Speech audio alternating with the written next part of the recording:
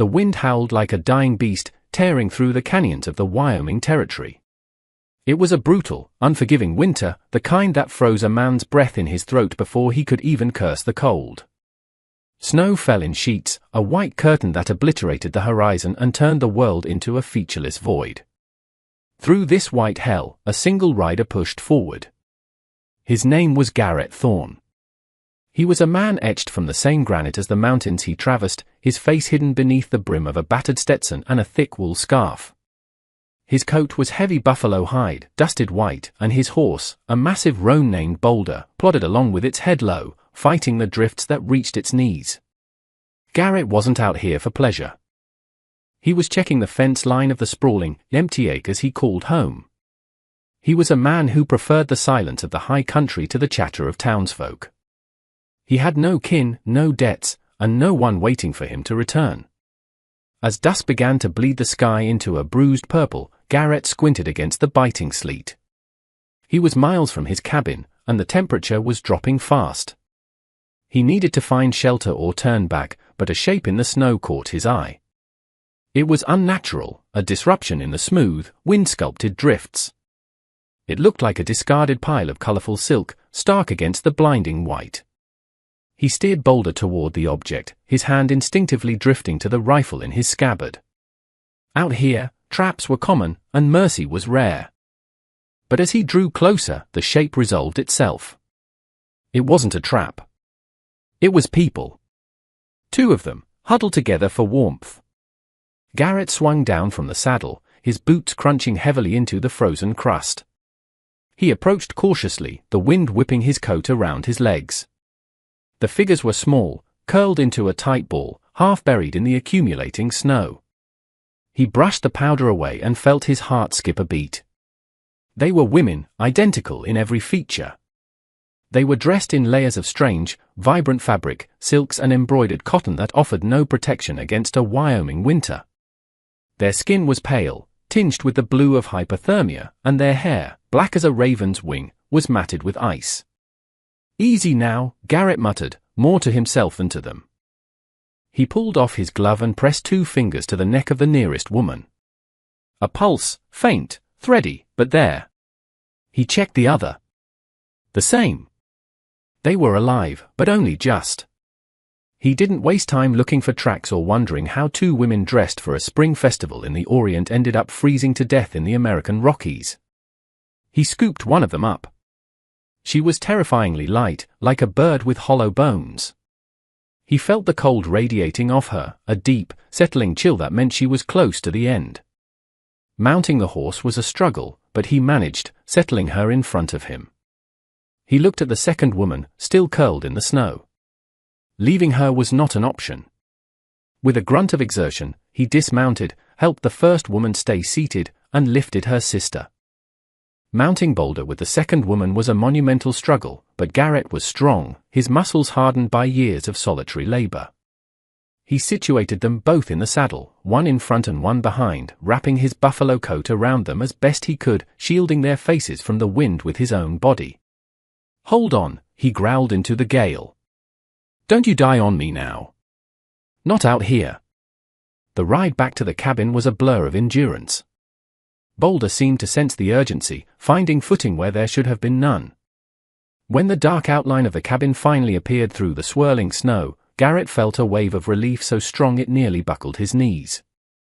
He kicked the door open, carrying the women inside one by one. The cabin was cold, the fire having died down to embers hours ago, but it was a sanctuary compared to the storm outside. He laid them on his narrow bed, side by side, moving with a frantic efficiency. He stoked the fire, feeding it dry cedar until the flames roared and popped, casting a golden glow across the rough-hewn logs of the walls. He knew he had to get them warm, but not too fast.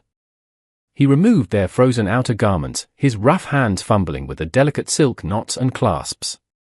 Underneath, they wore simple cotton linens.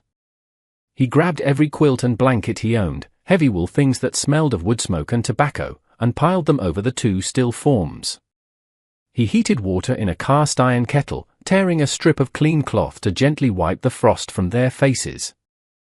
For 3 days, the storm raged outside, burying the cabin up to the windows in snow. And for 3 days, the women drifted in the borderlands between life and death. Garrett barely slept. He sat in the rocking chair by the fire, watching their chests rise and fall in unison, feeding the flames and spooning warm broth between their lips whenever they stirred. He learned the landscape of their faces in the firelight. They were identical, young, perhaps 25, with high cheekbones and mouths that seemed set in a line of determination even in sleep. They were beautiful in a way that made Garrett's chest ache with a familiar, hollow loneliness he usually kept buried deep. On the 4th morning, the wind died. The silence that followed was deafening. Sunlight, sharp and brilliant, poured through the frosted window pane. Garrett was dozing in the chair, his chin on his chest, when a sound woke him. Water. It was a whisper, dry and cracked, but distinct. Garrett jerked awake. One of the women was looking at him. Her eyes were dark, almond-shaped, and filled with confusion. But the glaze of death was gone. As he moved, her sister stirred, her own eyes fluttering open. He was at their side in an instant, lifting a tin cup to the first woman's lips. "Slow," he said, his voice raspy from disuse. "Don't choke." She drank greedily, her hands trembling as they came up to hold the cup. When it was empty, she let her head fall back against the pillow, her identical sister watching him with the same searching gaze. They didn't look afraid, which surprised him. Most folks found Garrett Thorne intimidating, a towering, bearded man with eyes like flint. Where is this?" the second woman asked. Her English was accented, the vowels clipped and precise, but clear. "Wyoming Territory," Garrett said, stepping back to give them space. "My ranch. Found you in the snow about 5 miles east of the pass." You were half frozen. They shared a look, a silent communication passing between them. A shadow of pain crossed their faces. "The wagon," the first one whispered. "The wheel broke," the second one continued. "The men," they argued. "We ran." Garrett didn't press them. He knew enough about the world to know that 2 women alone, especially 2 Chinese women in the West, faced dangers that made the blizzard seem kind. "You're safe here," he said simply. "Name's Garrett." Garrett Thorne. The women looked at him again, their gazes searching his face, looking for deception. Whatever they saw seemed to satisfy them. "I am Mai," said the first. "And I am Lian," said the second. "Mai and Lian," he repeated, the names feeling strange and delicate on his tongue. "Well, Mai, Lian, you rest. You've got a ways to go before you're walking." Recovery was slow. For the next week, Mai and Lian were confined to the bed, their strength returning in increments. Garrett continued his routine, chores in the morning, tending to the livestock, then returning to the cabin to cook and care for them. The dynamic in the small cabin shifted. For years, Garrett had lived in a silence broken only by the crackle of the fire and the wind. Now there were 2 presences. The soft rustle of blankets, the sound of their breathing in sync, the clink of the spoon against the bowl, twice over. It was unsettling at first, an intrusion on his solitude. But soon it became something he found himself anticipating as he trudged through the snow to the barn. As Mai and Lian grew stronger, they began to assert themselves. It started with the food. Garrett was a man who ate to survive: beans, jerky, hardtack, and flavorless stew. One evening, he came in from chopping wood to find Mai and Lian sitting by the hearth. Lian was dropping dried herbs from his own pantry into the pot, herbs he hadn't known what to do with, while Mai stirred. "What are you doing?" he asked, stomping the snow off his boots. Mai looked up, a hint of a smile on her face. "Your stew," she said. "It has no soul," Lian added, "it tastes like sadness and old leather." "We are fixing it," Garrett blinked, taken aback. "Sadness and old leather." "Sit," Mai commanded, gesturing to the table. He sat. When Lian placed the bowl in front of him, the aroma hit him first. Sage, wild onion, and something else, something warm and spicy. He took a bite. It was the best thing he had eaten in 10 years. He looked at them, and they offered small, triumphant smiles in unison. "Better?" they asked. Better, he admitted, scraping the bowl clean. From that day on, Mai and Lian took charge of the cabin's interior. As soon as they could stand, they were sweeping the dust that had settled in the corners for years. They found a needle and thread in his haphazard supplies and mended the tears in his spare shirts. They organized his pantry, scrubbed the soot from the windows, and even braided a rug from scraps of old fabric to place by the door. Garrett watched this transformation with a mix of awe and trepidation. The cabin, once just a shelter against the elements, was becoming a home. But the fear lingered in the back of his mind. The snow would melt. The pass would open, and they would leave. Why wouldn't they? They were young, vibrant, and he was just a weathered rancher living at the edge of the world. One evening, about 3 weeks after he found them, another storm rolled in.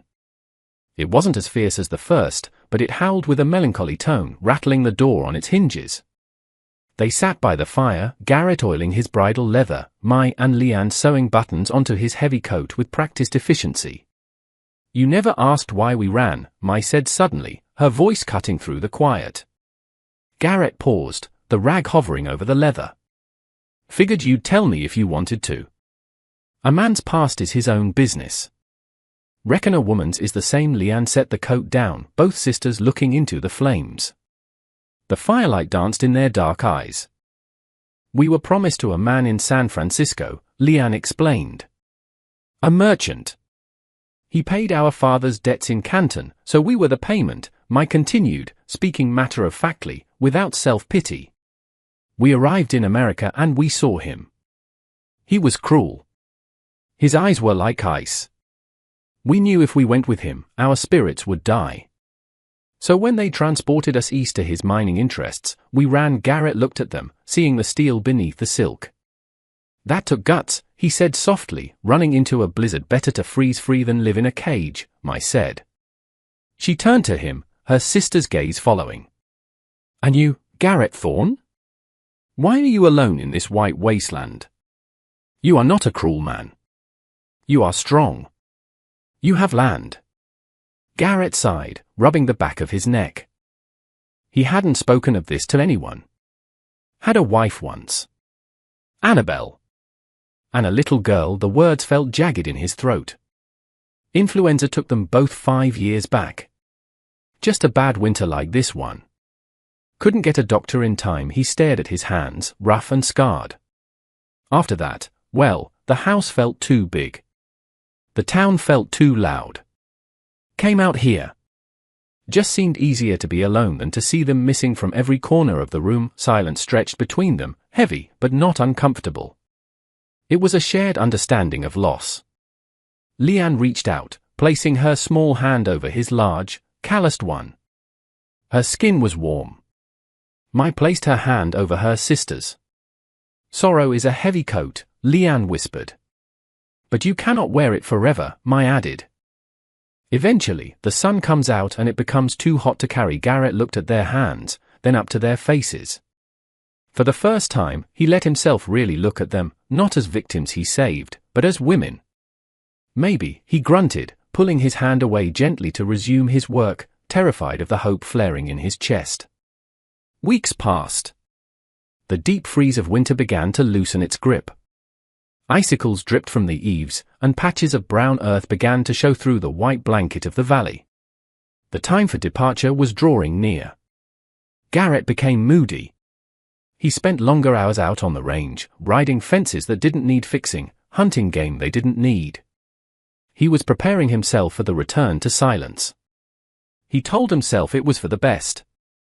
What kind of life could he offer them here? Hard work, isolation, and the ghosts of his past.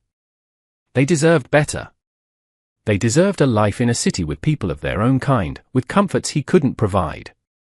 One evening, he came back to the cabin late. The sun had already set, and the air was crisp. He walked in expecting to see them packing or perhaps asking when he could take them to the nearest train depot. Instead, the cabin was warm, filled with the smell of roasting venison. Mai and Lian were standing by the table, which was set for 3. They had found an old tablecloth he'd forgotten he owned, one Annabelle had used on Sundays. They had even placed a jar of pine sprigs in the center. Garrett stopped at the door, knocking the mud from his boots. "What's all this?" he asked, his voice gruff to hide the ache in his heart. "Dinner," they said in unison. Sit. He washed his hands in the basin and Saturday. They ate in silence, but the air was charged with unspoken words. Garrett pushed his food around his plate, his appetite gone. "Snow's clearing," he said finally. The words tasted like ash. "Pass should be open in a day or two. I can saddle Boulder up. Take you down to Lammy. Put you on a train to wherever you want to go. San Francisco, maybe. Or back east." Maya and Leanne stopped eating. They placed their forks down with a deliberate click. "Is that what you want, Garrett?"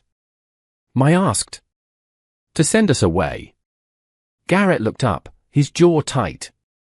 "Ain't about what I want. It's about what's right.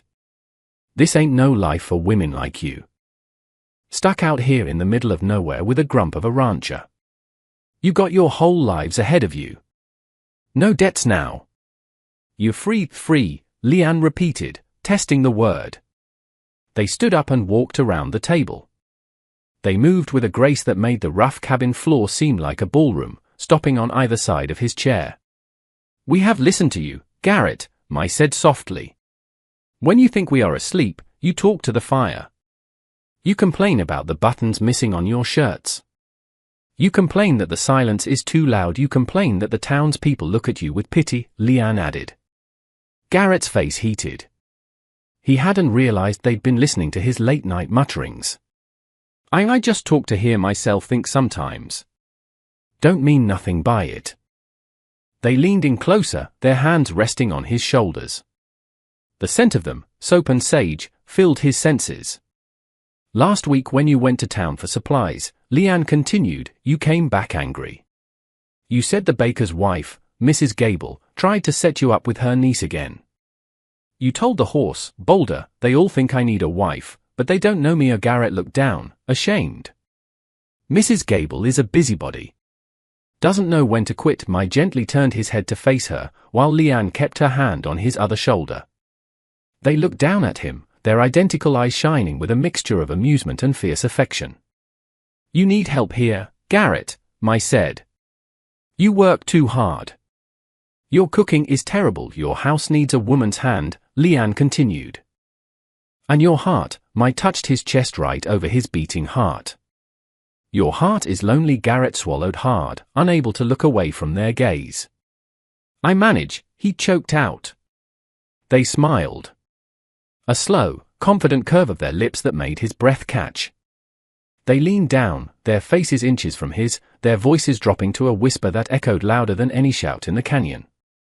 "I heard you want a wife," Mai said, her eyes locking onto his. Leanne finished the thought, her voice just as clear, just as certain. "We are perfect for you." The words hung in the air, bold and undeniable. Garrett stared at them, stunned. He looked from one face to the other, searching for a joke, a trick, but found only sincerity and a strength that matched his own. "Mai. Leanne," he stammered. I'm a widower. I'm older than you. I ain't rich. I got nothing but this land and a lot of hard work." "We do not want rich," Leanne said firmly. "We want safe. We want kind. We want a man who rides into a blizzard to save strangers," Mai added. "We want a home where we are not sold, but where we choose to stay." They each took one of his rough hands in theirs. "We choose this," they said together. "We choose you." Garrett felt the walls he had built around his heart crumbling stone by stone. He stood up slowly, towering over them, yet feeling like they were the ones holding him up. "You really mean that?" he asked, his voice trembling slightly. "You'd both stay here with me?" "We are not going anywhere, Garrett Thorne," Mai said. "Unless you throw us out in the snow again," Leanne added with a glimmer in her eye. A laugh bubbled up in his chest, a sound he hadn't heard in years. It was rusty and deep. "Not a chance," he said.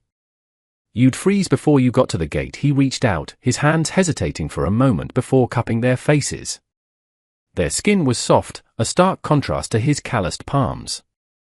He leaned down and kissed Mai, then Lian. They were tentative at first, questions asked and answered. Then they grew deeper, filled with the promise of spring after a long, hard winter. The next morning, the sun rose over a world that looked different. The snow was still there, blinding white and deep, but the isolation was gone. They didn't wait for a preacher.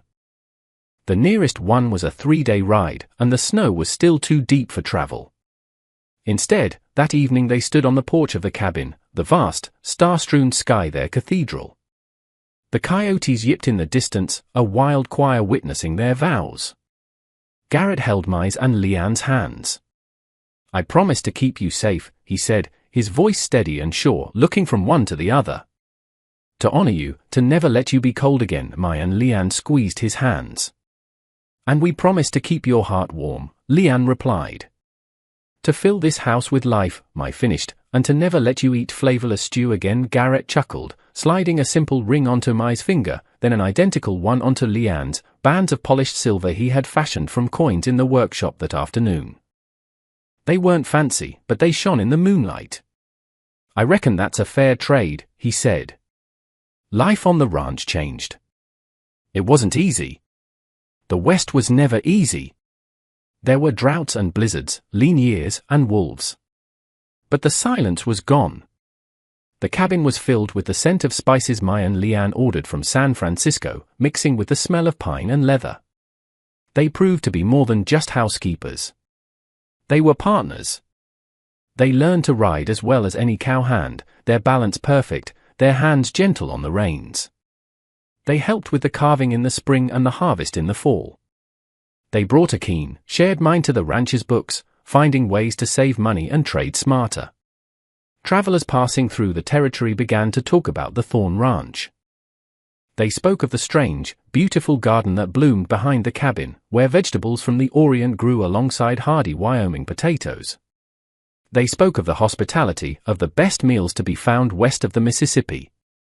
But mostly they spoke of the family who lived there, the towering, graying rancher and his 2 petite, fierce, identical wives.